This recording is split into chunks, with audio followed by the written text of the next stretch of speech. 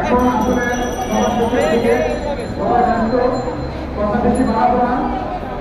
আমাদের যে যৌক্তিক দাবি, পাঁচটি দাবি আমরা তুলেছি, সেটা সরকারকে মেনে নেওয়ার জন্য অনুরোধ করা যাচ্ছে। আর সবচেয়ে বড় কথা হলো, আমরা কিন্তু ডিপ্লোমাদের বিরোধী কেউ না। তারা তাদের ডিগ্রি নিয়ে তাদের ক্ষেত্রে যারা তাদের কাজ করে যাবে, তাদের দক্ষতা, তাদের শুটিং সেক্টরে স্বীকৃতি নিয়ে তারা এই দক্ষতা রাখবে, এটা আমরা চাই।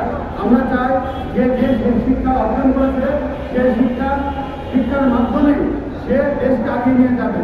কিন্তু এই যে প্রক্রিয়াতে তারা সিডিসি নিয়ে জাহাজে জয়েন করতে যাচ্ছে, সেটি আসলে যৌক্তিক কোনো দাবি না। আর আমরা এই বৈষম্য বিরোধী আন্দোলনের পরে দেশে আবার বৈষম্য সৃষ্টি হবে, এটা আমরা কেউ চাই না। আমরা চাই না যে যাকে তাকে সিডিসি দিয়ে আমাদের এই প্রফেশনকে আরো ডিগ্রেডেশন করা হয়, যাতে বহির্বিশ্বে আমাদের অবস্থান নষ্ট হয়। আরেকটা কথা হচ্ছে, আমার জনপ্রিয় দুনিয়ার মাহবুব ভেনেজুয়েলাতে আটক আছে। তাকে মুক্তির জন্য সরকারকে সর্বাত্মকভাবে সহযোগিতা করার জন্য আমি অনুরোধ করতেছি এবং যত দ্রুত সম্ভব তাকে দেশের মাটিতে ফিরিয়ে আনতে হবে। এটা আমাদের সকলের দাবি। এটা